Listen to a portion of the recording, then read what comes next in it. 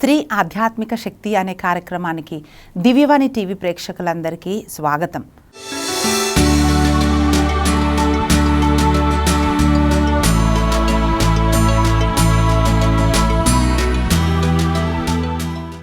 ఈరోజు మనం ధ్యానిస్తున్న అంశం ఏమిటి అంటే అబద్ధాన్ని పుట్టించకు.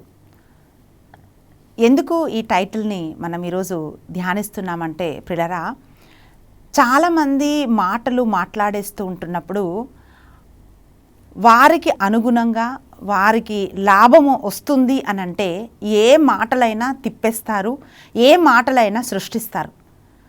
మనిషి ఏమనుకుంటాడంటే మాటలు ఏముంది, దానికి ఏం డబ్బులు పెట్టాల్సిన అవసరం లేదు కదండి, డబ్బులు పెట్టేదంటే విలువ ఉంది, దీనికి ఏమి డబ్బులు నష్టం ఏం లేదు, ఏదైనా చేయొచ్చు కదా అని చెప్పి వాళ్ళు ప్రియులారా ఏదంటే ఆ మాటలని వాళ్ళు సృష్టించేస్తారు. మాటలని ఎటంటే అటు తిప్పేస్తారు. అని కూడా అనలేదంటారు, అనలేనిది కూడా అన్నదంటారు, ఏదైనా చేస్తూ ఉంటారు.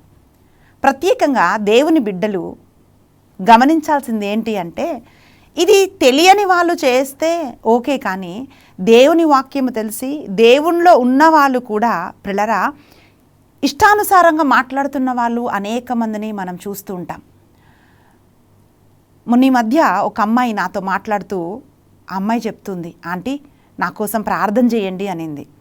ఏ నానా ఏంటి అని అంటే ఆమె అంటూ ఉంది, మేము క్యాథలిక్స్ అయితే ఒక మంచి సంబంధం వచ్చింది, మీరు క్యాథలిక్ అయినా ఏం పర్వాలేదు మాకు ఓకే అని చెప్పి వాళ్ళు ఇష్టపడి వివాహం చేశారు.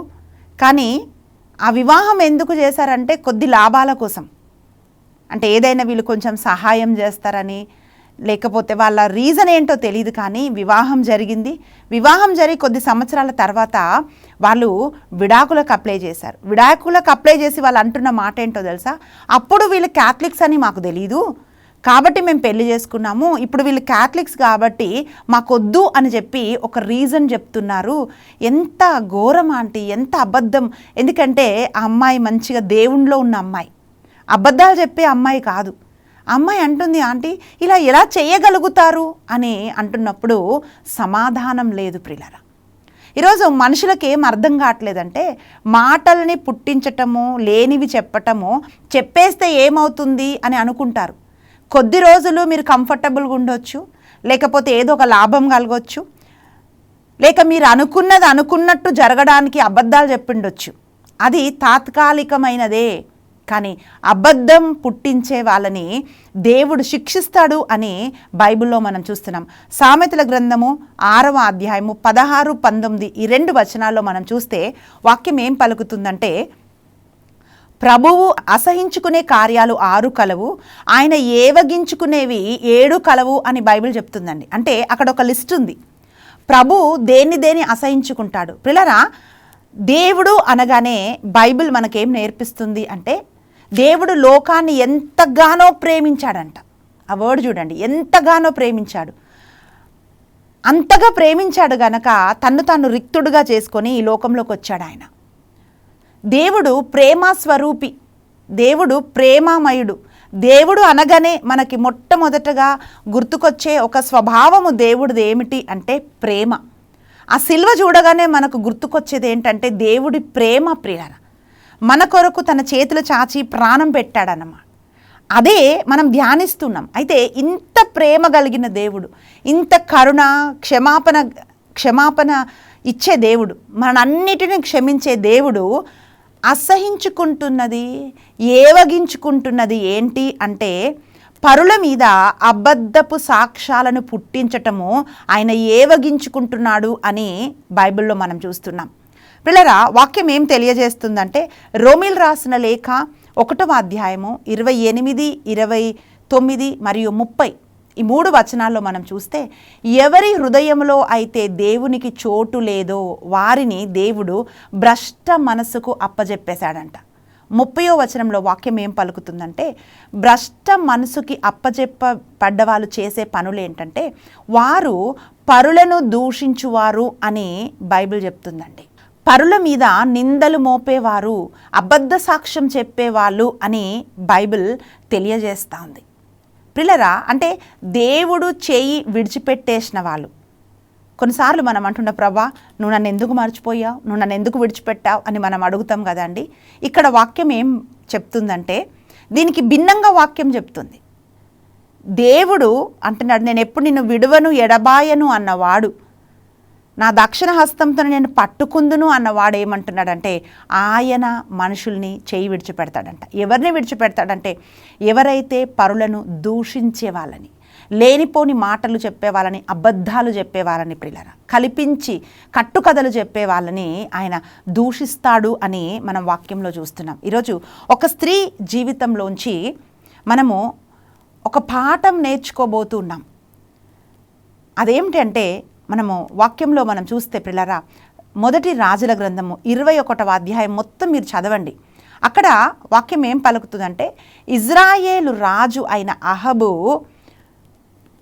ఆయన నగరంని ఆనుకొని నాబోతు అనే ఒక వ్యక్తికి ఒక ద్రాక్ష తోట ఉందంట. ఆ ద్రాక్ష తోట తన నగరుని ఆనుకొని ఉన్నది కాబట్టి ఈ అహబు రాజు నాబోతుతో చెప్తున్నాడు, అయ్యా నా నగరానికి ఇది ఆనుకొని ఉంది కదా, ఈ తోట నాకు ఇచ్చేసేయమన్నప్పుడు నాబోతు అంటున్నాడు, అయ్యా ఇది మా పితరుల నుండి వస్తున్న ఆస్తి, ఇది నేను అమ్మను అన్నాడు. ఎందుకంటే వాక్యం పలుకుతా ఉంది, ధర్మశాస్త్రం బోధిస్తూ ఉంది, పితరులు సంపాదించిన ఆస్తిని నువ్వు అమ్మకూడదు. అందుకే ఆయన అంటున్నాడు, ఇది నేను అమ్మను, ఇది నా పితరుల నుంచి వస్తున్నది అని చెప్పినప్పుడు వాక్యం ఏం తెలియజేస్తుందంటే అహబు తన ముఖము ముడుచుకొని అన్నపానీయములు పుచ్చుకోవటానికి ఇష్టత లేనివాడై వచ్చి తన మంచం పైన పడుకున్నాడంట. ఈయనెవరండి? ఒక రాజు, అన్నీ ఉన్నవాడు. అది చూసిన ఆయన భార్య అయిన యెజబేలు ప్రిలరా ఆ రాజు దగ్గరకు వచ్చి ఏమంటుందంటే, ఎందుకు నువ్వు ముఖం ముడుచుకొని అన్నం తినకుండా మంచం పైన ఎందుకు పడుకున్నావు అన్నప్పుడు నాబోతు తన తోటని ఇవ్వటం లేదు అని చెప్పి అహబు యెజబేలుకు చెప్తున్నాడండి. అప్పుడు ఆమె ఏమనాలి, అయ్యే ఇదేంటండి, మీరు మహారాజు కదా, మీకేం తక్కువ, ఆ తోట ఇవ్వకపోతే ఏంటి, పాపం కదా, పేదవాళ్ళు కదా అని చెప్పాలి. కానీ ఆమె ఏమంటుందంటే, అరే ఇంత దానికే నువ్వు మొహం ముడుచుకొని అన్నం తినడం మానేసావు, నువ్వు వెళ్ళి చక్కగా అన్నం తినే విశ్రాంతి తీసుకో, ఆ తోట నీకు ఎట్లా రావాలో నేను చూసుకుంటాను అని చెప్పి యెజబేలు చెప్తుందండి. మీరు గమనించాలి ప్రియులారా, ఈరోజు నీకేదో కావాలని చెప్పి అబద్ధాలు చెప్తూ ఇష్టానుసారంగా చేస్తుంటే అది దేవుడు గమనిస్తాడు అని గుర్తుపెట్టుకోవాలి. యెజబేలు ఏం చేస్తుందో తెలుసా? వాక్యం పలుకుతా ఉందండి. మొదటి రాజుల గ్రంథం 21వ అధ్యాయము 23వ వచనంలో మనం చూస్తే ఈ యెజబేలు రాణి ఎక్కడైతే నాబోతు ఉన్నాడో నాబోతు ఉన్న చోటికి ఒక తాకీదును, ఒక లెటర్ని రాసి అహబు రాజు ముద్ర వేసి అక్కడికి ఆమె పంపించింది. ఆ తాకీదులో, ఆ లెటర్లో ఆమె ఏం రాసిందంటే, ఎవరైనా ఇద్దరు పనికి మాలిన వాళ్ళని, అబద్ధము సాక్ష్యం చెప్పే దుర్మార్గులని ఏర్పాటు చేసుకొని అహబు దేవుణ్ణి రాజుని కూడా దూషిస్తున్నాడు అని చెప్పి ఒక అబద్ధం చెప్పే వాళ్ళని మీరు పిలుచుకొని వచ్చి ఒక ఉపవాస దినము ప్రకటించి నాబోతుని రాళ్లతో కొట్టి చంపాలి అని చెప్పి మొత్తం ప్లాన్ చేసింది. హత్యని ప్లాన్ చేసి అక్కడున్న నగరంలో ఉన్న వాళ్ళకి పంపించిందండి. వాక్యంలో మనం ఏం చూస్తున్నామో తెలుసా ప్రియులారా? ఆమె ఎలాగైతే తాకీదు రాసి ఒక లెటర్ రాసి ముద్ర వేసి ఆమె అక్కడికి పంపించిందో వాళ్ళు కూడా చేస్తున్న పని ఏమిటంటే ఇద్దరు దుర్మార్గులైన వాళ్ళని వాళ్ళు ఏర్పాటు చేసి ఉపవాస దినం ప్రకటించి అందరినీ పోగు చేసి వాళ్ళు ఏమంటున్నారంటే, నాబోతు దేవుణ్ణి దూషించాడు, రాజును దూషించాడు గనుక రాళ్లతో కొట్టి చంపాలని నగరము బయటికి తీసుకొని వెళ్ళి నాబోతును అన్యాయముగా రాళ్ళేసి కొట్టి చంపారంట. ప్రియ సహోదరి, వాక్యం ఏం తెలియజేస్తుందంటే కొంచెం కూడా కనికరం లేకుండా నాబోతుని కొట్టి చంపించేసిన తర్వాత ఆ వార్త యెజబేలుకు వచ్చిన తర్వాత యెజబేలు రాజుతో చెప్తుంది, ఇక వెళ్ళి ఇజ్రాయేల్లో ఉన్న నాబోతు తోటను నువ్వు ఆక్రమించుకో అని చెప్పి భర్తను పంపిస్తూ ఉంది. కూడబల్లుకొని పాపం చేస్తున్నారు. ఈరోజు కూడబల్లుకొని కొంతమంది జీవితాలని నాశనం చేస్తుంటారు. ప్రియులారా, వాక్యం ఏమంటుందంటే నాబోతు ఏం చేయలేడు. మనకి బైబిల్లో తర్వాత ఏం తెలియదండి. నాబోతుకి భార్య ఉందా, తల్లిదండ్రులు ఉన్నారా, లేకపోతే ఎవరున్నారా, ఆ కుటుంబం ఎలా అన్యాయం అయిపోయిందో అక్కడి నుండి ఎవరైనా వచ్చి వీళ్ళని న్యాయం అడిగారా, పోరాటం ఇవేమీ లేవండి అక్కడ. కానీ ఎవ్వరు వచ్చి ఏం చేసినట్టు మనం బైబిల్లో చదవటం లేదు. కానీ దేవుడు తన ప్రవక్తని పంపించాడు. తన ప్రవక్తని యెజబేలు దగ్గరికి పంపించాడు పిల్లలు.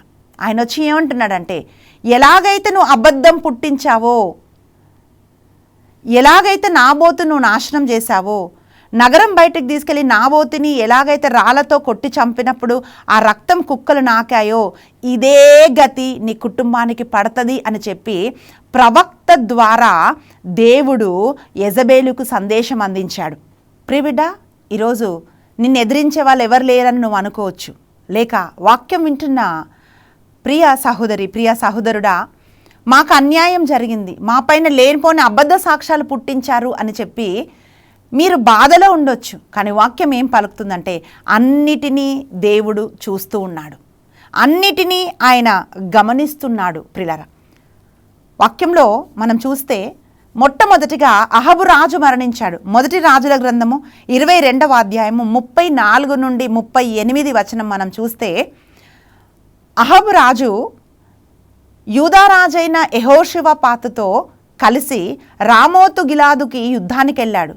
ఎలా వెళ్ళాడంటే, అహబు రాజవస్త్రంలో వెళ్ళలేదండి, మారువేషం వేసుకొని వెళ్ళినప్పుడు సిరియా రాజు ఏమంటున్నాడంటే, ఇదిగో మీరు రాజుని తప్ప మీరు వేరోన్ని వెంటాడకూడదు, రాజును మీరు వెంటాడాలి అని చెప్పినప్పుడు ఒక సైనికుడు యాదృచ్ఛికంగా విడిచిన బాణము అహబు కవచపు సందుల్లోకి దిగిందంట. ఇది చదువుతుంటున్నప్పుడు ప్రిలరా, కవచపు అతుకుల మధ్య బాణము దిగింది అని బైబిల్లో రాయబడి ఉంది. అంటే ఏంటి తెలుసా ప్రిలరా, తనకి ఏమి జరగకుండా మంచిగా కవచం వేసుకున్నాడు అహబు రాజు. కానీ ఆ కవచపు అతుకుల సందు మధ్యలోకి బాణము దిగిందంట. ఈరోజు తప్పు చేసినప్పుడు ప్రొటెక్ట్ చేసుకోవడానికి ఏమేమో మనుషులు చేస్తుండవచ్చు, కానీ దేవుడు విడిచిపెట్టేవాడు కాదు. ఆ బాణము ఎప్పుడైతే ఆ కవచపు అతుకుల మధ్యలోకి దిగిందో ధారలుగా రక్తం కారింది.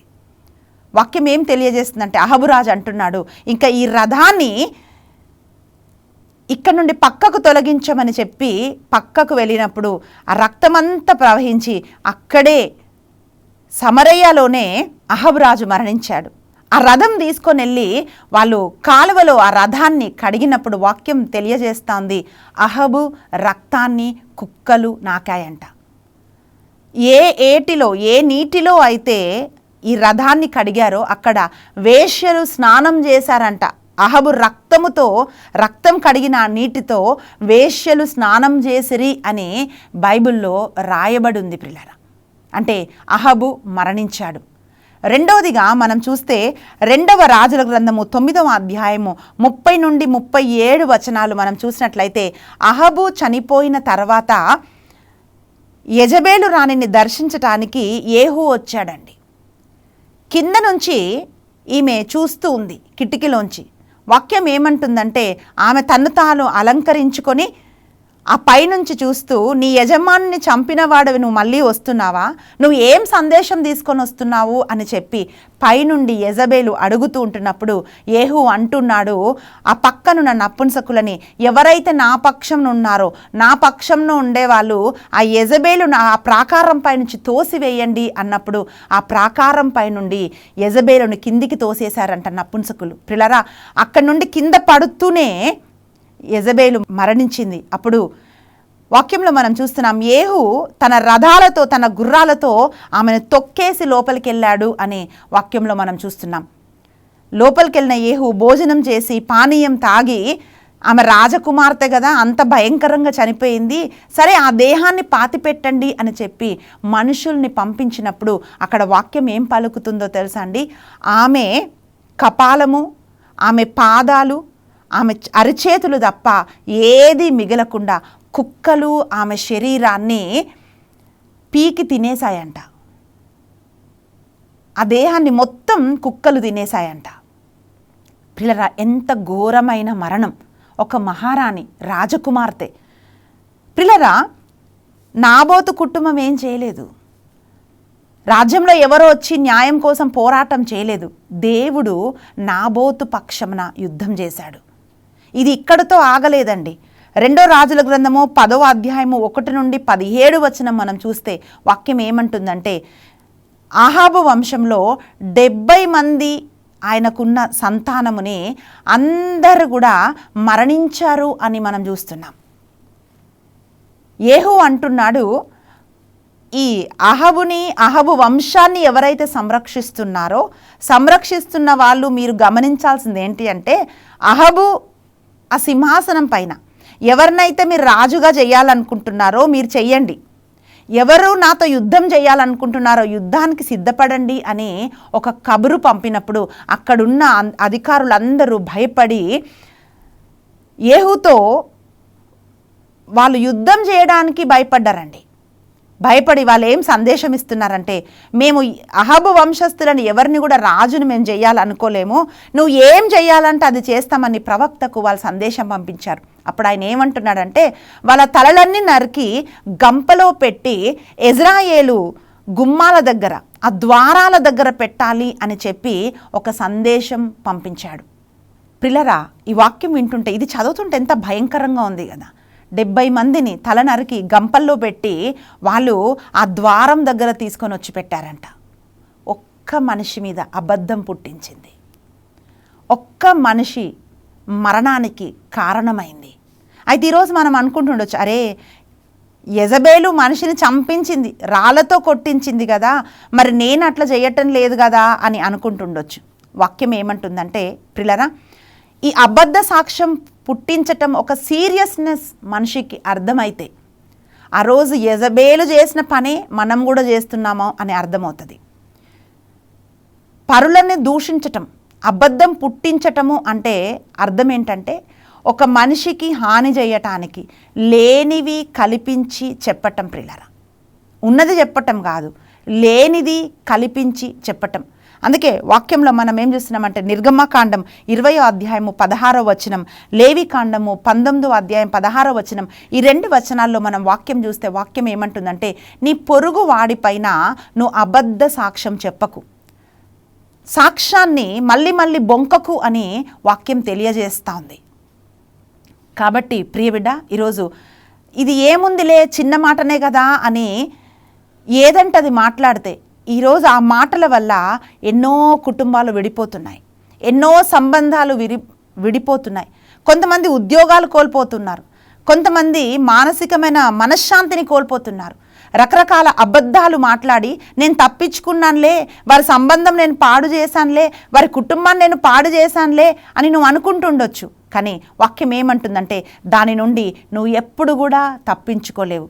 యెజబేలు కుటుంబాన్ని దేవుడు విడిచిపెట్టలేదు ప్రిలారా, వాళ్ళు శాపం పాలయ్యారు, వాళ్ళు మరణించారు. కనుక ఈరోజు ఒక్క నిమిషం మీరు ధ్యానించాలి. అదేంటి అంటే, ఒక మనిషి పైన అబద్ధం పుట్టిస్తున్నావు అని అంటే ఆ మనిషికున్న పేరుని నువ్వు పాడు చేస్తున్నావు. సామెతల గ్రంథము 22వ అధ్యాయము 1వ వచనం ఏం పలుకుతుందంటే, వెండి బంగారాల కన్నా ఒక మనిషికి ఉన్న పేరు గొప్పదంట, అది మహాసంపద అని వాక్యం పలుకుతాంది. ఒక మనిషికున్న పేరును నువ్వు చెడగొడుతున్నావు అని అంటే నువ్వు దొంగవాడవు అని బైబిల్ చెప్తుంది. నువ్వు ఆ పేరును దొంగిలిస్తున్నావు. ఒక మనిషికి పేరు ఎట్లొస్తుందండి? ఆ మనిషికున్న క్యారెక్టరే పేరు ప్రియులారా. అన్ని రోజులు కష్టపడి సంపాదించిన ఆ పేరుని నువ్వు నాశనం చేస్తున్నావంటే నువ్వు దొంగతనం చేసినట్టు లెక్క. వాక్యం ఏం పలుకుతుందంటే, సామెతల గ్రంథము 12వ అధ్యాయం 18వ వచనం చెప్తుంది, నీ నాలుకను నువ్వు ఖడ్గంగా వాడకూడదు అని అంటుంది. నీ నాలుకని నువ్వు ఖడ్గంగా వాడుతూ వేరే వాళ్ళ పేరును నువ్వు పోగొడుతున్నావంటే అది హత్య అని బైబిల్ చెప్తుంది. హత్య అంటే ఒక మనిషిని పొడవాల్సిన పని లేదండి. వాళ్ళ పేరు నువ్వు నాశనం చేస్తూ ఉంటే, లేనిపోని అబద్ధాలు చెప్తుంటే అది హత్య అని వాక్యం తెలియజేస్తుంది. ప్రియబిడ్డ, ఈరోజు ఒక్క నిమిషం నువ్వు జ్ఞాపకం చేసుకో. అబద్ధ సాక్ష్యం చెప్పేవాళ్ళు మూర్ఖులు అని బైబిల్ చెప్తుంది. సామెతల గ్రంథం 10వ అధ్యాయం 18వ వచనంలో మనం చూస్తే ఎందుకు మూర్ఖులు అంటుందంటే, మూర్ఖులు అని ఎవరిని అంటామంటే వాళ్ళకే హాని జరుగుతుంది అని వాళ్ళు గుర్తించలేరండి. అంటే నేను అబద్ధం పుట్టించేశాను కదా, ఏముంది అని అనుకుంటారు. కానీ ఆ అబద్ధం తనని వెంటాడుతూ వచ్చి తనని తన కుటుంబాన్ని నాశనం చేస్తుంది అని తెలుసుకోలేకపోతున్నారు. కనుకనే అబద్ధ సాక్ష్యం చెప్పేవాళ్ళు మూర్ఖులు అని బైబిల్ తెలియజేస్తూ ఉంది. తెలిసి తెలియక ఒకవేళ మనం ఇలాంటి ఒక తప్పిదం చేసి ఉంటే మనము క్షమాపణ అడుగుదాం. ప్రియబిడ్డ, ఒకవేళ నీపైన ఎవరైనా అబద్ధ సాక్ష్యం చెప్పి నీ ఉద్యోగం కానీ, నీ కుటుంబం కానీ, నీ బిడ్డల భవిష్యత్తు కానీ ఏదైనా పాడు చేశారే అని నువ్వు దుఃఖిస్తూ ఉంటే నువ్వు భయపడవలసిన అవసరం లేదు. నువ్వు దేవునిలో ఉన్న ఒక వ్యక్తివైతే నాబోతు పక్షంన నిలిచిన దేవుడు నీ పక్షంన కూడా నిలుస్తాడు. నాబోతుకు న్యాయం చేసిన దేవుడు నీకు కూడా ఆయన న్యాయం చేస్తాడు. కళ్ళు మూసుకుందాం, మనం ప్రార్థన చేద్దాం. స్తోత్రము నాయన, మహాగణుడ, పరిశుద్ధుడా, నా తండ్రి నీకు వందనాలు. ఈ ప్రార్థనలో ఏకీభవిస్తున్న బిడ్డలను నీ పాద సన్నిధిలోకి మేము సమర్పిస్తున్నాం. అయ్యా, కొన్నిసార్లు మేమేమీ చేయలేమయ్యా. నిస్సహాయ స్థితిలో మనుషులు హాని చేస్తూ ఉంటున్నప్పుడు, అబద్ధాలు చెప్తున్నప్పుడు, జీవితాన్ని పాడు చేస్తున్నప్పుడు మౌనంగా ఏడవడం తప్ప ఏమీ చేయలేని ఒక స్థితిలో ఉండవచ్చు నా తండ్రి. కానీ నాయన, ఈరోజు నీ వాక్యం ద్వారా నువ్వు మాట్లాడుతున్నావయ్యా. నీవు న్యాయం చేసే దేవుడవు, మా పక్షంన పోరాడే దేవుడవు, అన్నిటినీ చూస్తున్న దేవుడవు నా తండ్రి. నీకు స్తోత్రము నాయన. ఎవరెవరు కన్నీరు విడుస్తున్నారో ప్రభా, ఎవరెవరు అట్టి స్థితిలో ఉన్నారో నాయన, వారందరినీ కూడా మీరు దర్శించి వారి పక్షమును నిలబడమని అడుగుతున్నాం. సైన్యములకు అధిపతి అయిన యావే అని మీ పేరు నా తండ్రి. నీకు స్తోత్రములు ప్రభా. పరిశుద్ధాత్ముడా, నీ బిడ్డల పక్షం నిలబడి మీరు యుద్ధము చేసి న్యాయము చేయమని, జయము అనుగ్రహించమని యేసు క్రీస్తు అతి బలమైన నామమున ప్రార్థించి అడిగి వేడుకుంటున్నాం తండ్రి. ఆమేన్. ప్రియులారా, మన దేవుడు న్యాయం చేసేవాడు, మన పక్షమున ఆయన పోరాడేవాడు. దేవుడు మిమ్మల్ని ప్రేమిస్తున్నాడు. God bless you.